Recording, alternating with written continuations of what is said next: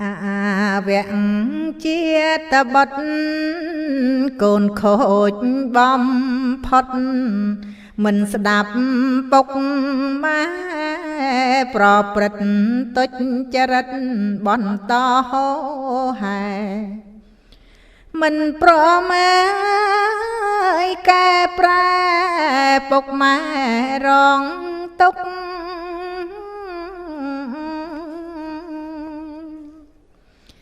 មិនដឹងគុណម៉ែអន់ជាងសត្វឆ្កែនៅក្នុងបន់ទុក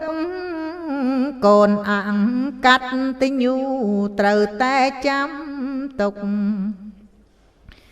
ធ្វើបាបម៉ែម៉ែពុកគុករត់មកក្បែរ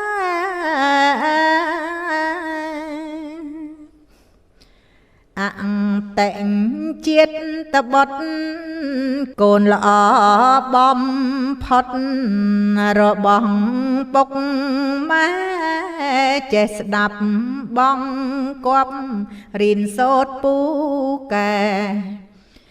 ពេលឈឺឲ្យមើលថា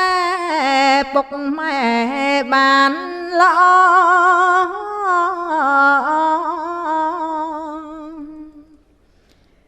ដឹកនាំពុកម៉ែ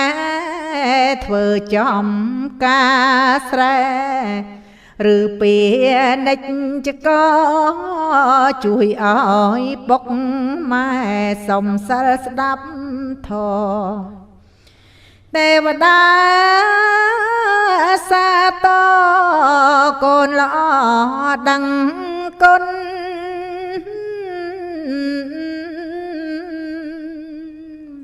សូមអនុមោទនា